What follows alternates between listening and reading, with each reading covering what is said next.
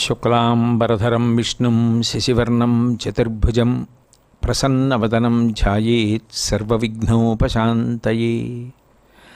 గురుర్బ్రహ్మా గురుర్విష్ణుః గురుర్దేవో మహేశ్వరః గురుః సాక్షాత్ పరం బ్రహ్మ తస్మై శ్రీ గురవే నమః. వ్యాసాయ విష్ణురూపాయ వ్యాసరూపాయ విష్ణవే నమో వై బ్రహ్మనిధయే వాసిష్ఠాయ నమో నమః. కూజంతం రామ రామేతి మధురం మధురాక్షరం ఆరుహ్య కవితాశాఖాం వందే వాల్మీకికోకిలం. శృతిస్మృతిపురాణానాం ఆలయం కరుణాలయం నమామి భగవత్పాదశంకరం లోకశంకరం. వాగర్ధావివ సంపృక్తౌ వాగర్ధప్రతిపత్తయే జగతః పితరౌ వందే పార్వతీ పరమేశ్వరౌ.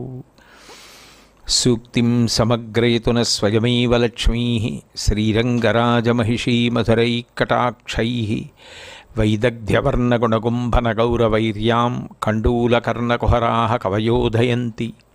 హైమోర్ధ్వపుండ్రమజహన్మకుటం సునాసం మందస్మితం మకరకుండలచారుగండం బింబాధరం బహుళదీర్ఘకృపాకటాక్షం శ్రీవేంకటేశముఖమాత్మనిసన్నిధత్తాం. విమలపటి కమలకుటి పుస్తకరుద్రాక్షసస్తహస్తపుటి కామాక్షి పక్ష్మలాక్షి కలిత విపంచి విభాసి వైరించి. హరి ఓం. పరమేశ్వర స్వరూపైన సభకి నమస్కారం. అంత గొప్ప స్థితిని పొందిన మహాపురుషులు అటువంటి వారు. నిరాతంకాయ నమః. నిరాతంకాయ నమః అంటే భయరహిత స్థితి. భయమన్న మాటే లేదు. భయమన్న మాటే లేదు అంటే ఆయనకి భయమా, ఆయన్ని చూసి మనకు భయమా? ఎందుకంటే రెండు ఉంటాయి. ఇప్పుడు నేనంటే భయం లేదండి అన్నారనుకోండి, నేనంటే ఎవరికి భయం లేదండి అంటే ఎవరూ నాకు భయపడరని. అట్లాగే నాకు భయం లేదండి అన్నాడు అనుకోండి, నేను ఎవరి గురించి భయపడనని. రెండు ఉన్నాయి కదా. నిరాతంకాయ నమః అంటే ఆయనకి భయం లేదా, ఆయనంటే ఎవరికి భయం లేదా అంటే రెండూను. రెండింట్లో ఏదో ఒకటే చెప్పారనుకోండి, అక్కడ రెండోది అసంపూర్ణం. ఆ రెండోది లేదన్నది అన్వయం అవుతుంది. రెండు ఎందుకనంటే మొదట ఆయన చెప్పింది ఏంటంటే నా వలన మీకెవ్వరికీ భయం లేదు. ఎందుకంటే ఆపత్ సన్యాసం తీసుకున్నప్పుడు ప్రైషమంత్రం చదివారు. ప్రైషమంత్రం చదివారు అంటే దాని అర్థం ఏంటంటే లోకము నన్ను చూసి భయపడవలసిన అవసరం లేదు. ఏ భూతమునకు ఏ ప్రాణికి నా వలన అపకారము జరగదు. నన్ను చూసేటప్పటికి మీరు ఓదార్పు పొందవచ్చు, నన్ను చూసేటప్పటికి స్వాంతన పొందవచ్చు. అది మనుష్యులు కాదు, ఏ భూతమైనా సరే. అంటే సన్యాసి ఎలా వెళ్ళిపోతున్నాడు అంటే భయపడవలసిన అవసరం లేదు. ఆయన వలన మనకి ఏ విధమైనటువంటి అపకారం జరగదు. ఎందుకంటే అహింసావ్రతం. వాళ్ళు ఎవరిని బాధ పెట్టే అవకాశం లేదు, స్వార్థం లేదు, లోకోపకారం, త్యాగే నైకే అమృతత్వ మానసు. కాబట్టి ప్రైషమంత్రం చదువుతారు, అది చదివారు. కాబట్టి ఆయన వలన లోకానికి ఏ విధమైనటువంటి భయం లేదు కదా. ఆయనని చూసేటప్పటికీ స్వాంతన, ఆయన ఉన్నారు మనకేం బెంగింక అని ఒక స్వాంతన. ఏ విషయంలో మళ్ళీ అది వస్తుంది కదా. ఏ విషయంలో స్వాంతనండి అంటే ఏ విషయంలో కాదండి అని వలసి ఉంటుంది. ఏదైనా ఆయన ఇవ్వగలరు. గురువు బ్రహ్మము, ఆయన నీ అవసరాన్ని బట్టి నీ అవసరాన్ని తీర్చగలరు. కాదంటావా, మోక్షస్థితి వరకు కావలసిన జ్ఞానమును ఇవ్వగలరు. ఆయన ఏమి ఇవ్వలేరు. ఇంతకుముందు చెప్పుకున్నాం కదా, భక్తిని ఇచ్చినప్పుడు భక్తి ద్వారా ఈశ్వరానుగ్రహంతో అన్నీ సంపాదించుకునేటట్టు చేస్తారు. కాబట్టి అన్నీ ఇవ్వగలరు. లోకము ఆయనను చూసి భయపడవలసిన అవసరం లేదు, ఆయన లోకమును చూసి భయపడవలసిన అవసరం లేదు. ఎందుకని? అసలు లోకమన్న రెండోది ఆయన దృష్టిలో ఉంటే కదా. ఇప్పుడు లోకమన్నతోటి ఆయన దృష్టిలో ఉందనుకోండి, అప్పుడు ఆయన భయపడలేదండి అనాలి. అసలు ఆయన ఉన్నది అద్వైత స్థితి, రెండు లేవు, ఒక్కటే. అంతటా ఏ బ్రహ్మమున్నదో ఆ బ్రహ్మము కన్నా తాను భిన్నము కాదు. అసలు రెండో వస్తువు లేనప్పుడు భయం ఏమిటి? ఇంకా భయపడడానికి ఏముంది? గాఢ నిద్రలో సుషిప్తిలో భయపడడానికి ఏముంది? అక్కడ ఏం లేదు. పక్కన త్రాచుపాము ఎక్కి దిగిపోయి వెళ్ళిపోయింది అనుకోండి, ఆయనకి తెలీదు. ఆయన ఒక రోజున నేను ఒకళ్ళ ఇంటికి ఉపన్యాసానికి వెళ్ళాను. వెళ్తే ఆయన నాకు ఒక విషయం చెప్పాడు. ఏమండి, నేను బయట జాజిపందిరి కింద కూర్చున్నానండి, చాలాసేపు కూర్చుని లేక లేక లేక లేక పుట్టాడు ఆయనకి మనవడు. ఆ మనవడిని పెట్టుకుని ఆడుకున్నానండి. ఆడుకున్న తర్వాత వాడిని అక్కడ వదిలేసి వచ్చేసాను. వాడు కూడా కాసేపు ఆడుకున్నాడు. ఆ తర్వాత చీకటి పడిపోతుందని లోపలికి తీసుకొచ్చేసి నేను ఎందుకో సీసీ కెమెరాలో చూశానండి. చూస్తే ఆ జాజి పందిరిలో 7 అడుగుల నల్లత్రాసు పడుకుని ఉందండి. నేను వెనక్కి తిప్పి చూశాను. నేను దాని కింద కూర్చున్నంతసేపు, నా మనవడు ఆడుకుంటున్నంతసేపు కూడా అది మధ్య మధ్యలో ఇలా పడగెత్తి మమ్మల్ని చూస్తూనే ఉంది. అది పైన ఉందని తెలియక అంతసేపు పందిరి కింద కూర్చున్నానండి. నా మనవడిని కూడా వదిలేసి వచ్చాను అక్కడ. తర్వాత వెళ్ళి వాడిని తెచ్చి ఎందుకో చూస్తే త్రాసుపాము కనపడింది. ఇది ఎంతసేపటి నుంచి ఉందని వెనక్కి తిరిగి చూస్తే నేను దాని కిందకి వెళ్ళేటప్పటికే అది పందిరి ఎక్కువ ఉందండి. ఎంత అదృష్టం అంటారు అన్నాడు. పోన్లేండి కానీ నన్ను ఆ పందిరి కింద కూర్చోమని చెప్పకండి, నేను పైకే చూస్తూ కూర్చోవాలి, నాకు అంత అద్వైత స్థితి లేదు అనుకున్నాను. అంటే నేను ఎందుకు చెప్తున్నానంటే మనకి లోకం అన్నది ఒకటి ఉంది కాబట్టి రెండో వస్తువు ఉంది కాబట్టి భయం. ఆయనకి రెండో వస్తువు ఉందని తెలియదు, బాగుందని తెలియదు, అభయస్థితిలో ఉన్నాడు ఆయన. గాఢ నిద్రలో ఉన్నాం అనుకోండి, రెండో వస్తువు ఏది అసలు? మనం ఉన్నామన్నదే మనకి ఎరుకలో లేదు, ఆత్మ తప్ప ఇంకేం లేదు. అప్పుడు భయం అన్న మాట ఎక్కడుంది? అది అజ్ఞానము చేత సుషుప్తి. జ్ఞానమునందు అద్వైత స్థితి, అసలు రెండో వస్తువే లేదు, లోకమే లేదు, ఉన్నదొక్క బ్రహ్మమే. ఆ బ్రహ్మమునందు తాను అవిభాజ్యము, ఆ ఒక్క బ్రహ్మముగా రమిస్తున్నారు. అప్పుడు భయపడ్డం అన్న మాట ఎక్కడుంది? ఆ మాట తెలియని లోకానికి ఆయన్ని చూసి భయం లేదు. ఇంకా ఆయనకన్నా నిరాతంకాయన మహా ఎవరుంటారు? అప్పుడు ఆయన అటువంటి నిర్భయ స్థితిని పొంది ఉన్నారు. సరే, బాగుందండి. మరి ప్రచారం చేసినప్పుడు, బోధ చేస్తున్నప్పుడు రెండు లేకుండా బోధ ఎలా? ఇప్పుడు ఏదో ఈ వాదన తప్పయా, ఈ విశ్వాసం తప్పయా, నువ్వు ఇలా పెట్టుకుని ఈ సిద్ధాంతం పాటిస్తే జీవితంలో పట్టుకోవలసింది పట్టుకోలేవని దానిలో లోపం చెప్పి ఇది ఇలా పట్టుకో అని చెప్తున్నప్పుడు ఎవరికో చెప్తున్నారా? అప్పుడు రెండు ఉన్నాయా? అప్పుడు రెండు లేకుండా కొనుక్కున్నారా? ఒకటికి ఎవరితోనో చెప్పారు కదా. అంటే భగవంతుడు నిర్గుణుడు సగుణుడు అయినట్టు లోకోద్ధరణ కొరకు కిందకొస్తారు జ్ఞాని. కిందకొచ్చి ఉద్ధరణ చేసి మాట్లాడతారు. ఆ మాట్లాడినప్పుడు నిర్భయత్వ స్థితి ఎందుకు ఏర్పడింది అన్నారంటే సర్వజ్ఞత్వం. నేను చెప్తున్నదేదో అది సత్యమే, నేను అబద్ధం ఆడలేదు, నీ చెప్పేదాని గురించి నేను భయపడక్కర్లేదు. అయ్యి బాబాయ్, నేను ఇంత చెప్పి వెళ్ళిపోయిన తర్వాత ఇది వీళ్ళు పట్టుకున్న తర్వాత మునిగిపోరు కదా, నేను చెప్పింది సత్యమేనా అన్న భయం ఆయనకేం లేదు. ఎందుకంటే సర్వజ్ఞత్వం, అన్నీ ఏకకాలమనందు తెలిసి ఉండుట. రెండు, శాస్త్రము ప్రమాణము. ఆయన ఏది చెప్పినా శాస్త్రాన్ని ప్రమాణం చేసి చెప్పారు. అందుకని నిర్భయత్వం. చెప్పేటప్పుడు ఏ స్వార్థం లేదు. స్వార్థం ఉందనుకోండి భయం ఉంటుంది.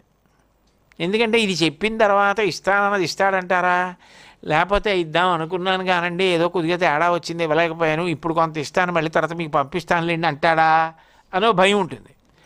అసలు ఆయన అలా ఏమైనా అడిగితే కదా, ఆయన ఏమైనా పుచ్చుకుంటే కదా. ఆయన ఏం గండపిండేయడం అడిగారా, సింహతలాటాలు అడిగారా, బిరుదులు అడిగారా, లేకపోతే సంభావనలు అడిగారా? ఆయన ఏం అడిగి చెప్పారు? పరోపకారం తప్ప ఏమీ లేదు. పరోపకారం చేసేవాడికి ఉపకారం చేసేయడమే ప్రయోజనం అంతే. మేఘం ఏం కోరి వర్షిస్తోంది? ఆవు ఏం కోరి పాలిస్తోంది? చెట్లు ఏం కోరి పుష్పిస్తున్నాయి? అవన్నీ పరోపకారం అంతే. అట్లాగే ఆయన కూడా ఎందుకు చెప్పారంటే పరోపకారం. ఇంక దానికి భయం ఏముంటుంది? అవతలవాడికి చేస్తాడా చేయడా అన్న భయం ఎక్కడుంది? అంత పరోపకారము, నిస్వార్థ బుద్ధి, నిత్యతృప్తి, ఆత్మగా తానున్న కారణం చేత ఎప్పుడూ తృప్తి. రెండు, ఈ స్థితిలో నడిచి వెడుతున్నటువంటి వ్యక్తి ఎవరుంటాడో, జీవితంలో అటువంటి మహదాశయంతో ప్రవర్తించే వ్యక్తి ఎవరుంటాడో ఆయనని భగవంతుడు కాపాడుతుంటాడు. ఆయన భయపడవలసిన అవసరం లేదు. ఎందుకంటే ఆయన మీద భగవంతుడి 2 చేతులు ఉంటాయి. అవి దాటితేను ఆయన దాకా వెళ్ళడం. భగవంతుడు తొందరగా ఎందుకు ఆగ్రహిస్తాడు అంటే తన జోలికొచ్చిన వాళ్ళ విషయంలో ఆయన ఆగ్రహించడు. భగవంతుడు ఉన్నాడని తిరుగులేని నమ్మకంతో భక్తితో బతికేవాడి జోలికి వెళ్తే మాత్రం వదిలిపెట్టడు. నేను వెంటనే శిక్ష ఎందుకు వేస్తాను అంటే కొన్ని కారణాలు చెప్పాడు భాగవతంలో. అందులో మొదటి కారణం ఏది చెప్పాడంటే, శుద్ధ సాధులందు సురలందు శృతులందు గోవులందు విప్ర కోటియందు ధర్మ పదవి ఎందు తవిలి నాయందు వాడెన్ననడుగు నాడే హింసనుందు అన్నాడు. శుద్ధ సాధులందు ఆయన్ని నమ్ముకుని బ్రతికేటటువంటి పరమ భాగవతోత్తములైన వాళ్ళ మీద నోరుంది కదా అని జారితే ఆయన వదిలిపెట్టడం. వాళ్ళ మనసు బాధపడిందో ఆయన అంగీకరించడం, ఆయన క్షమించాలంతే. మళ్ళీ క్షమించి ఆయన ప్రార్థన చేయాలి, స్వామి తెలియక అన్నారు వదిలేయండి అని. ఆయన నిజంగా చాలా బాధపడ్డాడు అనుకోండి, అది కట్టి కుడిపేస్తుంది. ఎందుకనంటే ఈశ్వరుడు వెంటనే కర్మ ఫలితంగా ఇచ్చేస్తాడు దాన్ని. కాబట్టి ఆయనని కాపాడుకుంటుంటాడు. అదే భాగవతంలో పోతన గారు అంటారు, రక్షణము లేక సాధుడు రక్షితుడగు సమత చేసి రాయుడులందు రక్షణలు వేయి కలిగిన శిక్షితుడగు కలుడు పాపచిత్తుండగుటన్.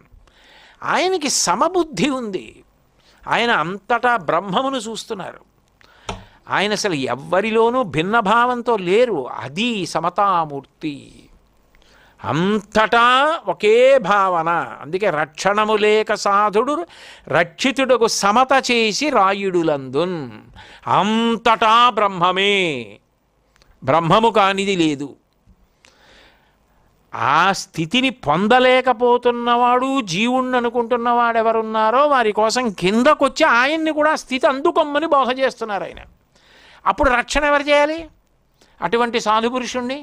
అప్పుడు ఆయన కిందకి దిగొచ్చేసి పరమ భాగవతోత్తముడుగా సాధుపురుషుడుగా భక్తితో కిందకొచ్చి జ్ఞాని నిలబడి ప్రచారం చేసినప్పుడు రక్షించుకోవడం ఈశ్వర కర్తవ్యం. అందుకే అటువంటి వాడు ఆపద పొందకుండా భగవంతుడు కాపాడతాడు. చుట్టూ ఎన్ని రక్షణలు పెట్టుకున్నా మనసంతా పాపంతో నిండితే వాడు తాను పెట్టుకున్న రక్షణలు ఎన్ని ఉన్నప్పటికీ మరణిస్తాడు. రక్షణము లేక సాధుడు రక్షితుడకు సమత చేసి రాయుడులందరు రక్షణలు వేయి కలిగిన శిక్షితుడకు కలుడు పాపచిత్తుండగుటన్. పాపచిత్తమే అలా మరణించడానికి కారణమైపోయింది. అందుకే చూడండి, అన్నీ తెలిసిన వాడికి అమావాస్య మరణం, ఏమీ తెలియని వాడికి ఏకాదశి మరణం అని ఓ ముతక సామెత లోకంలో. కాబట్టి అటువంటి నిర్భయత్వ స్థితి ఏదైతే ఉందో అది నిరాతంకాయ నమః. ఈ రెండిటి దగ్గరే ఆగిపోతే నిర్భయత్వ స్థితి అని పరిపూర్ణంగా అనిపించుకోదు. నిర్భయత్వ స్థితికి పరాకాష్ట ఎక్కడ అంటే పట్టుదల, కార్యాచరణ యందు పట్టుదల. ఒక కార్యం చెయ్యాలి అని అనుకున్నారనుకోండి, ఎన్ని ప్రతిబంధకాలు వచ్చినా అధిగమిస్తూ ఆ కార్యక్రమాన్ని చేస్తారు. ఇప్పుడు భర్తృహరి ఒక మాట అంటాడు, శ్రారభ్యతే నఖలు విఘ్నభయేన నీచైః ప్రారభ్య విఘ్ననిహత విరమంతి మధ్యాః విఘ్నైర్ముహుర్ముహురపి ప్రతిహన్యమానాః ప్రారబ్ధముత్తమగుణా న పరిత్యజంతి. లోకంలో 3 రకాలుగా ఉంటారు. కొంతమంది ఏమిటి అంటే అసలు ఏ కార్యాన్ని మొదలుపెట్టరు. ఎందుకు మొదలుపెట్టరు అంటే, మీరు ఏదైనా అన్నారనుకోండి, రేపు తెల్లవారుజామున మనం 4ంటికి బయలుదేరదాం అన్నారనుకోండి, 4ంటికి చీకటి, కుక్కలు చాలా విపరీతంగా ఉన్నాయి, ఏదైనా పీకితే మీద పడి అసలు బయటికి రావడానికి అవకాశం ఉంటుంది ఏంటి? ఆ చీకట్లో బయటికి రాగానే ముందు 10 కుక్కలు చుట్టుముడతాయి, అందుకని వద్దు 4ంటికి అంటాడు. ముందు ఆయన ఏంటంటే ఆరంభింపరు నీచమానవులు అని ఆంధ్రీకరిస్తాడు. అసలు ఏదైనా మొదలెడదాం అనేటప్పటికీ ఆయన అందులో ఉన్న కష్టం చెప్పి వద్దులేండి అంటాడు. అందుకని వాడు ఏ పని చేయడు. ఏ పని చేద్దామన్నా అందులో ఈ కష్టం ఉంది కదండి, మనకి ఎందుకు వచ్చిన గొడవ అంటాడు. అది నీచమానవ సంస్కృతి అంటాడు భర్తృహరి. రెండో వాళ్ళు ఉంటారు, వాళ్ళు మొదలెడతారు. విఘ్నం రాగానే అంటే ఏదైనా కష్టం రాగానే, చూసారా ఇలాగే ఉంటుంది, మనకి ఎందుకు వచ్చిందంటారు, ఏదో ప్రశాంతంగా పడి ఉండక అని వదిలేస్తాడు. మూడో ఆయన ఉంటాడు, ఎన్ని విఘ్నాలు రానివ్వండి వదలడం. ఒకసారి చెయ్యాలనుకున్నాడు, చేసి తీరుతాడంతే, దాన్ని సాధిస్తాడు. కింద పడతాడు, మీద పడతాడు, నానా కష్టాలు పడతాడు, తనే పూనుకుంటాడు, అది చేస్తాడు, ఇది చేస్తాడు. మొత్తానికి తాను ఒకసారి సంకల్పం చేసిన కార్యక్రమాన్ని మాత్రం వదిలిపెట్టాడు, పూర్తి చేసి తీరుతాడు. అది ఉత్తమ పురుష లక్షణం. అలా విఘ్నమునకు భయపడకుండా కార్యసాధన చెయ్యగలిగిన స్థితికి ధైర్యం అని పేరు. అది ఉంటే నిరాతంకాయ నమః అంటే ధైర్యం అన్న మాట కొన్ని విషయాల్లోనే కొంతమందికి అన్వయం అవుతూ వస్తుంది.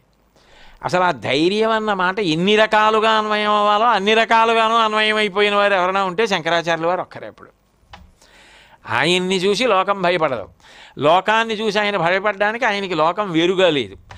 ఆయన లోకాన్ని వేరుగా చూసి ఉద్ధరించడానికి ప్రయత్నం చేస్తున్నప్పుడు ఆపద రాకుండా ఈశ్వరుడి చేత రక్షింపబడే సాధుపురుషుడు.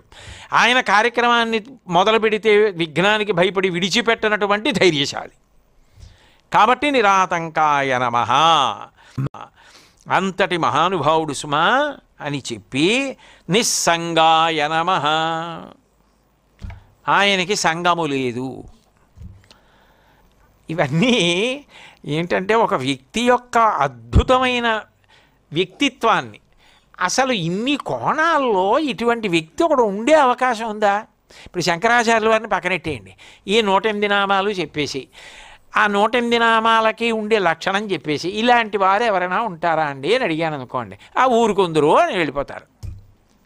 కానీ మన దేశంలో మనం దేనికి వారసులం అంటే అటువంటి మహాపురుషుడు పుట్టిన గడ్డ మీద పుట్టిన వారసులం మనం. ఆయన సిద్ధాంతానికి వారసులం, ఆయన స్తోత్రాలకి వారసులం, ఆయన పూజకి వారసులం. ఎంత అదృష్టం మంది. కాబట్టి నిస్సంగాయ నమః, సంగము లేదు అంటే దేనితో సంగము లేదు? సంగము అంటే కలిసి ఉండడం. కలిసి ఉండడం అన్న మాటే లేదు అంటే ఆయన అసలు ఎవరితోనూ కలవరా? ఎవరితోనూ కలవరా అంటే ఆయన ఎప్పుడూ కలిసే ఉంటారు. మీకు విచిత్రం ఏంటంటే సర్వసాధారణంగా మీరు గురువుల యొక్క చిత్రపటాలు చూడండి, ఒక్కరూ కూర్చుని ఉంటారు. శంకరాచార్యులు వారి చిత్రపటం చూడండి, 4 శిష్యులతో కూర్చుని ఉంటారు. సాధారణంగా ఒక్కరే ఎక్కడ కనపడరు, 4 శిష్యులతో కనపడుతూ ఉంటారు ఎక్కువగా. మరి సంఘం లేకపోవడం ఏమిటి? ఎవరితోనూ సంఘం వద్దంటే యావత్ భారతం తిరిగి ఎవరికి బోధ చేసినట్టు? మరి సంఘం లేదని ఎలా చెప్పగలరు మీరు? అంటే సంఘము లేనిది విషయవాసనలతో. మనకేమిటంటే ఈ దేనితో సంఘము చెందినా విషయవాసన కొరకే. విషయవాసనయే విషవాసన, విషయమే విషము. విషయం అంటే ఏంటి? కంటితో చూసి ఏం ఆనందిద్దాం, ఎప్పుడూ ఆలోచన ఎలా పెడుతుంటుంది నా బోటి గడికి అంటే 5 జ్ఞానేంద్రియాలని మనసుతో కలిపి మార్చి ఎలా సుఖపడదాం. ఎందుకంటే మళ్ళీ దానికి ఒక లక్షణం ఉంటుంది. ఒక ఇంద్రియంతో మనసు కలిసి ఉందనుకోండి, అది ఇష్టపడదు, విసుగ్గా ఉందంటుంది. కొంతసేపు ఏమంటుందంటే ఈ ఇంద్రియాన్ని కంటిని వాడుకుని మనసు సుఖపడి ఉంటుంది. అంటే ఏదో నదరగా దానికి అనిపిస్తుంది, దాన్ని చూస్తూ ఉంటుంది, చూసి సంతోషపడుతుంది. ఏదో కాసేపు ఏదో చూస్తాడు, నచ్చలేదంటాడు. చాలా తేలిక కదా, ఇలా నొక్కితే మళ్ళీ పక్క దాంట్లోకి పోతాడు, అక్కడ ఏదో చూస్తాడు కాసేపు, బేబే నచ్చలేదండి, మళ్ళీ ఇటుపోతాడు. అప్పుడు ఏకకాలంలో చూస్తూ ఉంటాడు, దీంతో వింటూ ఉంటాడు. నచ్చలేదండి, విసుగ్గా ఉందంటాడు. ఈ రెండూ కూడా నచ్చలేదు. అప్పుడు ఏం చేయాలి? 3వ ఇంద్రియాన్ని వాడతాడు. 3వ ఇంద్రియం ఏముంది? ముక్కు. ఏదో వంటింట్లో ఏదో భార్య ఏదో చేస్తుంది, మినపసున్నో లేదా ఊరగాయ పెట్టడమో ఏదో పోపు పెడుతుండమో చేస్తాడు, మళ్ళీ లేచి అక్కడికి ఎడతాడు. ఏం మంచి వాసన వస్తుంది, ఏం వండుతున్నావు అంటాడు. ఇది వండుతున్నానండి, ఏదో బీరకాయ నూలు పిండి పెట్టి వండుతున్నాను, ఇవాళ 12:30కే పెట్టే భోజనం అంటాడు. అప్పటికి ఆకలి వేసిందా లేదా? వాసన వచ్చింది కదా, వాసన చేత ఆనందాన్ని పొందాడు. కాసేపు ఆ వాసన చూస్తూ నించుని ఇంకా బాగుండదేమో అని అనిపిస్తే మళ్ళీ వెళ్తాడు, మళ్ళీ మారుస్తాడు ఇంద్రియాన్ని. ఎంతసేపు చూస్తాడు నూలుపిండి వాసన? అందుకని చర్మంతో ఏదో దాన్ని ముట్టుకుంటాడు, దీన్ని పట్టుకుంటాడు, ఆ వస్తువు తీస్తాడు ఇక్కడ పెడతాడు, ఈ వస్తువు తీస్తాడు అక్కడ పెడతాడు, ఇవన్నీ ఏవో చేస్తాడు. కాసేపు మనవడతో ముద్దులాడతాడు, మళ్ళీ విసుగొస్తుంది. మళ్ళీ ఏం చేయాలి? రసేంద్రియం ఒకటి మిగిలిపోయింది కదా, నాలుక. ఏం తింటాడు ఇంకా అస్తమానం? అందుకని ఏదో కొత్త ప్రయోగం చేద్దామని కొత్తగా ఊరగాయ పెడతారు కదా, అందులోంచి చెంచాతో పెచ్చెత్తి ఇంకా బాగా ఊరని పెచ్చి ఎలా ఉంటుందో చూస్తానండి, కడిగేసి ఆ పెచ్చు నవ్వులుతాడు కాసేపు. పెచ్చు నవ్విలితే ఉపయోగం ఉంది. ఏమిటంటే కుక్క చూడండి ఎముక నవ్వులుతుంది, నేను అలా అనకూడదు కానీ ఉపమానం. ఆ పెచ్చొక్కదాన్ని పళ్ళ కింద ఎట్టుకుని ఎంతసేపు నవిలి సప్పరిస్తున్నా దంతాలుగా బలం ఉండాలి, కానీ అలా ఏదో పుల్ల చొక్క దిగుతూనే ఉంటుంది.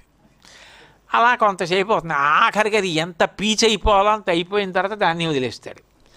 మళ్ళీ మొదలెడతాడు చూడడం. అంటే కళ్ళతో, చెవులతో, ఇంద్రియాలతో మార్చి మార్చి మార్చి మార్చి మనసుని సుఖపెడతాడు. అయిపోతుంది, ఆకలేస్తుంది, తినేస్తాడు, మళ్ళీ కాసేపు పడుకుంటాడు, తమో గుణం. మళ్ళీ లేస్తాడు, రజోగుణం. ఇలా తిరుగుతూనే ఉంటాడు జీవుడు. ఇవి విషయములతో సుఖములు అంటారు, ఇంద్రియములతో అనుభవిస్తూ ఉంటారు. శంకర భగవత్పాదులకి 32 సంవత్సరాల జీవితంలో ఈ ఇంద్రియ సుఖములతో సంగమే లేదు. ఎంత విచిత్రమైన విషయం. నాకేమో సంఘం లేకుండా లేదు, ఆయనకేమో సంఘం లేదు. నా జీవితంలో ఇప్పటి వరకు ఏమో ఆ పైన ఈశ్వరానుగ్రహం ఎలా ఉంటుందో నాకు తెలియదు, కానీ ఇప్పటి వరకు నాకు ఇంద్రియ సుఖాలతోటి విషయ వస్తువులతోటి సంగము లేని రోజు లేదు, సంగము లేని క్షణము లేదు. శంకరాచార్యుల వారికి సంగమున్న క్షణము లేదు. అసలు అలా ఉండడం అంటే మనసు ఎంత పటిష్టంగా ఉండి విషయ వస్తువుల యందు ఎంత పరాన్ముఖులయ్యి ఎంత వైరాగ్యంతో, అదంతా గ్రామ్యం. అదెందుకు అని వదిలిపెట్టేయగలిగి ఉండాలి. రోడ్డు మీద పెడుతుంటే సూర్యకాంతి పడి ఒక గులకరాయి మెరుస్తోంది అనుకోండి, ఏరు జేబులో వేసుకుంటాడే, అదే గులకరాయి ఏదో సూర్యకాంతి పడి మెరుస్తోందని వెళ్ళిపోతాడు. ఇంద్రియ సుఖముల పట్ల ఆయన నిరాసక్తత అటువంటిది. అందుకని ఆయన దాన్ని పట్టించుకోరు అసలు. దానికి కారణం ఏమిటి అంటే ఆయనే చేశారు వివేక చూడామణి అని. నిత్యానిత్య వస్తు వివేకము. శంకర భగవత్పాదులు ఎప్పుడు ఎక్కడ చెప్పినా అదే చెప్తారు. ఏది నిత్యమో దాని యందు అనురక్తిని పొందు. ఏది నిత్యమో ఆత్మ, దానికి చ్యుతి లేదు. నిత్యమైన దానిని పట్టుకో, అనిత్యమైన దాని వెంట పరిగెత్తడం తగ్గించుకోవడం అలవాటు చేసుకో. ఆ నిత్యానిత్య వస్తు వివేక బోధ చేసి నిలబడిన వ్యక్తికి ఇంక ఇంద్రియ సంఘం ఎలా ఉంటుంది, విషయ సంఘం ఎందుకు ఉంటుంది? లేదు ఆయనకి. అంతేకాదు ఆయన ఇంద్రియ సుఖములు ఏ ఉన్నాయో వాటిని మృగతృష్ణ అని పిలిచారు. ఎందుకని అంటే అవినయమపనయ విష్ణో దమయ మనః శమయ విషయ మృగతృష్ణాం. అది కదా షట్పది. మృగతృష్ణ అంటే తృష్ణ అంటే దాహం, విపరీతమైన దాహం. మృగము అంటే జింక అని సామాన్యార్థం.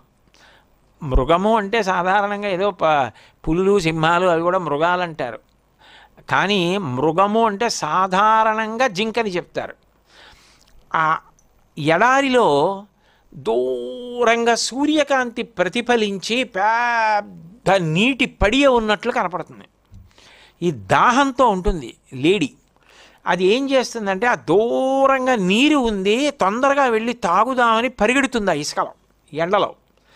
అంత దూరం వెళ్ళి అక్కడ ఆగి నాలిక అల్లార్చి చూస్తుంది. అక్కడ దాకా వెడితే నీళ్లు ఉన్నట్లుగా కనపడింది, మళ్ళీ ఇంకొంత దూరం వెడితే ఉన్నట్టుగా కనపడుతుంది. మళ్ళీ ఆగి చూస్తుంది, మళ్ళీ అవి నీళ్ళు అనుకుంటుంది. దాహం తీరుతుంది అనుకుని మళ్ళీ పరిగెడుతుంది. ఈ పరిగెత్తడంలో దాహం ఎక్కువైపోతుంది. అది మృగతృష్ణ. ఎడారి అంటే అంతులేని ఇసుక. ఎంత దూరం వెళ్ళినా నీడ ఉండదు, ఎంత దూరం వెళ్ళినా అవి నీళ్లు కావు, అలాగే కనపడతాయి. ఎంత దూరం వెళ్ళినా మళ్ళీ కొంత దూరంలో నీళ్ళలా కనపడతాయి. ఆఖరికి ఏం చేస్తుందంటే పరిగెత్తి పరిగెత్తి పరిగెత్తి పరిగెత్తి ఆ దాహానికి చచ్చిపోతుంది. డొక్కలు కొట్టుకుపోయి కింద పడి చచ్చిపోతుంది.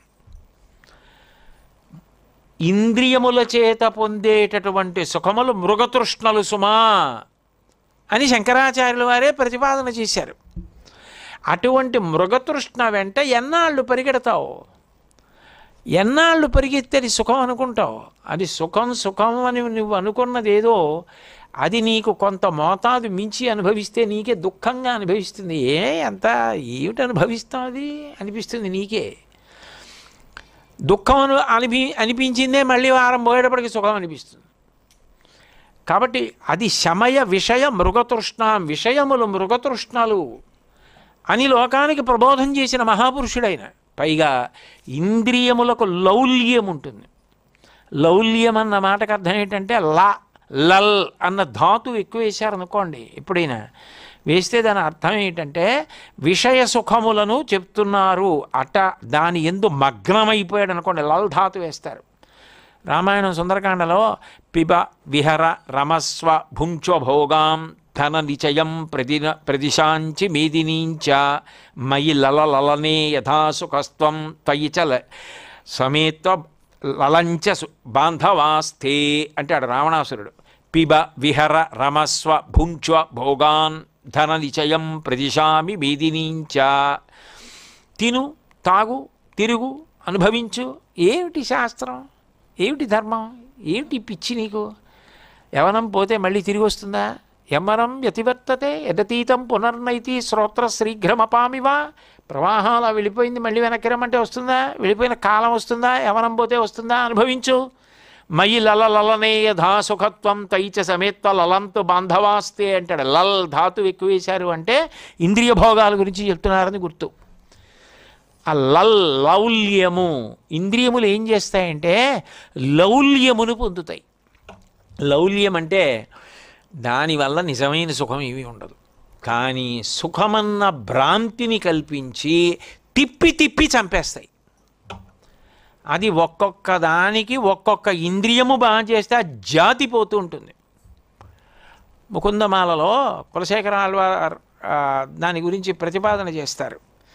అందులో కన్ను, దీపపు పురుగుకి కంటి విషయంలో భ్రాంతి ఉంది. అది దీపాన్ని చూసిందనుకోండి, రేపు వానాకాలం వచ్చిందంటే తెలుస్తుంది. దీపం చూడగానే ఆ దీపపు కాంతి చూసి అది నేను తినాలనుకుంటుంది, అది తినే వస్తువు అనుకుని వచ్చి ఓహా దీపం మీద వాలి ఆ వేడికి వెంటనే కింద పడిపోయి చచ్చిపోతుంటాయి.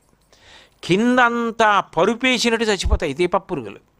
అయినా కొత్త వచ్చి వాలి పడిపోయి రెక్కలు ఊడిపోయి కింద పడి చచ్చిపోతుంటాయి. బల్లులు వచ్చి తినేస్తుంటాయి.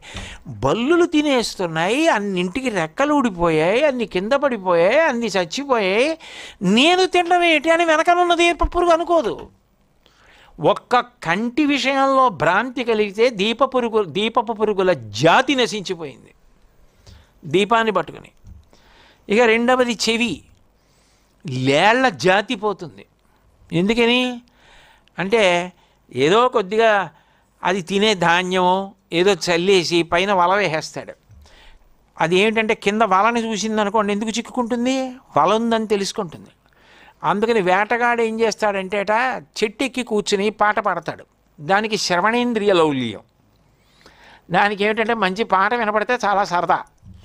అందుకని అది ఏం చేస్తుందంటే పాట వినపడితే అదేం పెద్ద ఎంఎస్ సుబ్బలక్ష్మి గారి పాటో ఘంటసాల గారి లాగో పాడక్కర్లేదు, ఏదో పాట పాడితే చాలు. ఆ పాట వింటూ పైకి చూస్తూ పరిగెడుతుంది. పరిగెడితే వల్ల పడుతుంది. వల్ల పడగానే ముందు కాళ్ళే విరిచేస్తారంటారు రుసుమండి. ఎందుకంటే ఇక మళ్ళీ పరిగెత్తి పారిపోకుండా దుడ్డు కర్ర పెట్టి కాళ్ళ మీద కొడతారంటారు. లేళ్ల జాతి నశించిపోతోంది. నేను చదివిన యథార్థంగా ఉంటాయంటే నాకు తెలియదు, మరి నేను చదివింది అది ఇంద్రియముల చేత అలా పోతాయని. అలా లేడి జాతి పోతోంది. ముక్కు వాసన, తుమ్మెద కడుపు నిండా తేనె తాగేస్తుంది, తేనె మత్తు. అది చాలదన్నట్టు కడుపు నిండా, అది కూడా మామూలు తేనె ఏం కాదు, బయటది చక్కగా పువ్వుల్లో ఉన్నటువంటి మకరందాన్ని తాగేస్తుంది. మత్తు కదూ. ఆ మత్తుగా ఉన్నది వెళ్ళి ఎక్కడో పడుకోవచ్చు కదా. వెళ్ళి పద్మంలో కర్ణిక ఉంటుంది, మధ్యలో దుద్దులో ఉంటుంది. అక్కడ చుట్టుపక్కల రేకులు, ఆ పద్మానికి ఉన్న కేసరాల్లోంచి పరాగంలోంచి సువాసన వస్తూ ఉంటుంది. ఇక్కడ తేనె తాగాను కదా, హాయిగా హంసతూలిక తల్పంలా ఉంది, దీని మీద పడుకుంటానని ఆ పద్మంలో పడుకుంటుంది. ఆ సువాసన పీలుస్తూ కళ్ళు మూసి నిద్రపోతుంది. సూర్యాస్తమయం అవుతుంది, ఆ పద్మం ముడుచుకుపోతుంది. దీనికి తెలివి వస్తుంది. ఎగురుదా అంటే ఏది, రేకులు మూసుకుపోయి ఈ లోపల ఎగురుతూ ఉంటుంది. కానీ చీకటి పడే సమయానికి ఏనుక్కి దాహం వేస్తుంది. ఏనుగులు అప్పుడు వస్తాయి. గజేంద్ర మోక్షణంలో రాలా మబ్బులు గుంపులు వచ్చినట్టు అవి వస్తాయి. వచ్చి తొండంబుల పూరించుచు గండంబుల చల్లు కొనుచు గళగళరవముల్ మెండుకొన వలద కడుపుల నిండన్వే దండ కోటి నీటింద్రావెన్. అవి సరోవరాల్లో దిగి ఆ తామర పూలు పీకుతాయి. పీకి కింద పడేసి కాలుతో తొక్కుతాయి. ఇప్పుడు ఏది పోయింది? తుమ్మెద పోయింది. ఎందుకు పోయింది? ఎక్కడ పడుకోకూడదు తుమ్మెద? ఆ సువాసన కోసమని తామర పువ్వులో పడుకుంది. అదే చెడు తెచ్చింది. వాసన కోసమని చెప్పి భ్రాంతి పొందిన తుమ్మెదల జాతి అంతా కూడా అలా పోతోంది. నోరు రుచి, రుచి కోసం చేపల జాతి పోయింది. ఓ సూది తీసుకొచ్చి ఇలా ఉంచుతాడు, ఉంచి వానపామును దాన్ని తీసుకొచ్చి దాన్ని ముక్క కోసి మధ్యలో కన్నం ఉంటుందిగా, దాన్ని సూదికి తొడుగుతాడు. తొడిగితే లోపల సూది కనపడదు, వానపాము ఒకటే కనపడుతుంది. ఇప్పుడు దాన్ని ఏం చేస్తాడంటే తీసుకెళ్ళి ఓ కర్ర కడతాడు. కట్టి కొంచెం ఆ తాడుకి పైన ఓ పేకబెత్తం అంటారు, తేలిగ్గా తేలుతూ ఉంటుంది, ఆ పేకబెత్తం కడతాడు. కట్టి దాన్ని నీళ్ళల్లో వేస్తాడు. ఆ ఇనుపది కొక్కెం వానపాము ముక్కతో ఉంది కదా, ఆ బరువుకి కిందకు ఉంటుంది, పేకబెత్తం తేలుతూ ఉంటుంది. నీళ్ళ లోపల చేప పెడుతూ ఉంటుంది. దానికి కడుపు నిండా ఉంది, కడుపు నిండిపోయింది, వెళ్ళిపోవచ్చు కదా. ఆ లోపల ఉన్నటువంటి ఎర్ర అంటారా, వానపాము ముక్క ఎర్ర, దానికి అది చూస్తుంది. చూసి కడుపు నిండా ఉంటే ఉంది కానీ ఎర్ర ఎలా తేలుతోందో ఒకసారి కొరికి వెళ్ళిపోదాం దీన్ని చెప్పి కొరుకుతుంది.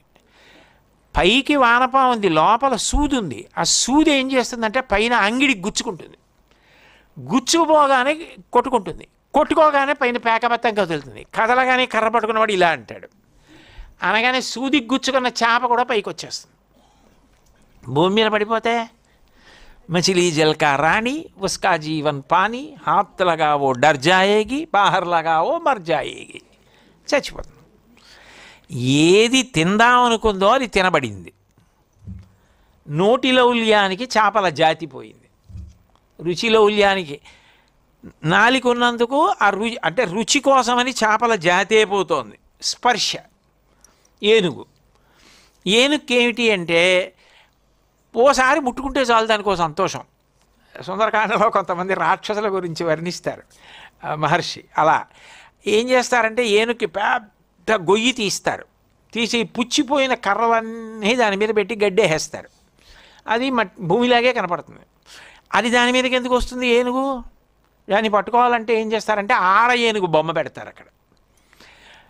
అది ఏం దాన్ని పిలవట్లేదు, దాని వంక చూడటం లేదు అని కాదు, ఆడ ఏనుగు కదా, ఒక్కసారి వెళ్ళి దానికి ఒరుసుకుంటే చాలు, ఒళ్ళు తగిలిస్తే దానికి ఒక సంతోషం.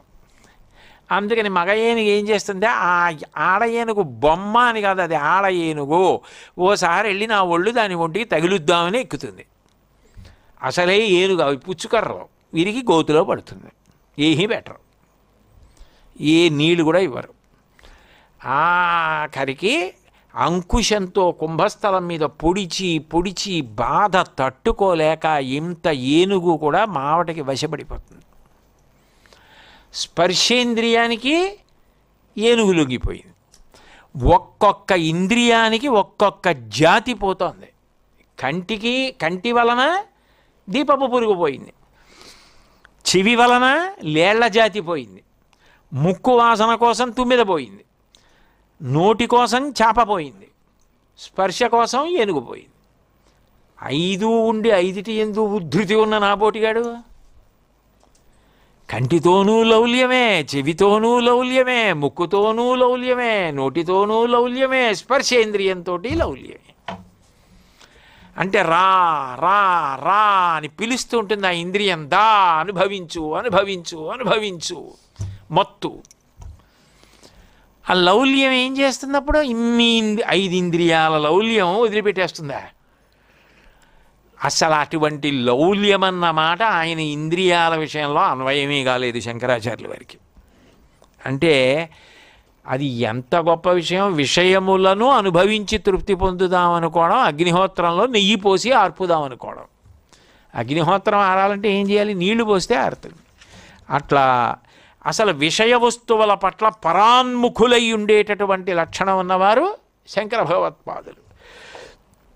కాబట్టి అంతటా బ్రహ్మమును మాత్రమే చూసేటటువంటి వారికి ఇక ఇంద్రియ లౌల్యము లేదు. అందుకని సమ్యక్ దర్శన సంపన్న కర్మభిర్న నిబధ్యతే దర్శనేన విహీనస్తు సంసారం ప్రతిపద్యతే. అంతటా బ్రహ్మమునే చూస్తున్నవాడికి ఇంద్రియ లౌల్యము లేదు. అంతటా లోకమునే చూస్తున్న వాడికి బ్రహ్మము లేదు, ఇంద్రియ సుఖములే ఉన్నాయి, విషయ సుఖములే ఉన్నాయి. కాబట్టి అటువంటి మహాపురుషులు మరి ఎందుకు తిరుగుతారు, ఎందుకు మనల్ని అనుగ్రహిస్తారు అంటే వివేక చూడామణిలో శంకరాచార్యులు వారే చెప్పారు ఎందుకు తిరుగుతారు. శాంతామహంతో నివసంతి సంతో వసంతవల్లోకహితంచరంతః తీర్ణా స్వయం భీమ భవార్ణవంజనాన్ అహేతునాన్యానపి తారయంతః. వసంత ఋతువు వస్తుంది, ఇయం మాసః చైత్రః అని రామాయణంలో దశరథుడు అంటాడే. ఆ వసంత ఋతువులో ఏమవుతుంది అంటే పువ్వులు చెట్ల నిండా కనపడతాయి, ఎక్కడ చూసినా కాయలు పళ్ళు పక్షులు అరుపులు, ఎంతో గొప్పది వసంత ఋతువు. వసంత ఋతువు ఎలా ఉంటుందో కొంతమంది మహాపురుషులు ఈ భూమి మీద పుట్టి వాళ్ళు నిస్వార్థంగా ఏమీ ఆశించకుండా వసంత ఋతువు ఎట్లా అయితే ఎప్పుడు అందరికీ సంతోషాన్ని ఇస్తుందో అలా అందరికీ సంతోషాన్ని ఇవ్వడం కోసమే పుట్టిన వాళ్ళు ఉంటారు. వాళ్ళకి సంతోషం ఏమిటంటే అందరినీ సంతోషపెట్టడం ఒక్కటే. అలా నివసించే మహాపురుషులు ఉంటారే వారు గొప్పవారు. అటువంటి వారు శంకరాచార్యులు వారు. ఆయన మనని సంతోషపెట్టడానికి వచ్చారు తప్ప విషయముల చేత సంగమును పొంది సంతోషానికి వచ్చిన వారు కాదు. అందుకని నిస్సంగాయ నమః. మంగళాశాసనపరై మదాచార్య పురోగమై సర్వైశ్చ పూర్వైరాచార్యై సత్కృతాయాస్తు మంగళం. మంగళం కోసలేంద్రాయ మహనీయ గుణాత్మనే చక్రవర్తి తనూజాయ సార్వభౌమాయ మంగళం. ఉమాకాంతాయ కాంతాయ కామితార్థప్రదాయినే శ్రీగిరీశాయ దేవాయ మలినాథాయ మంగళం. సర్వం శ్రీ ఉమామహేశ్వర పరబ్రహ్మార్పణమస్తు. స్వస్తి.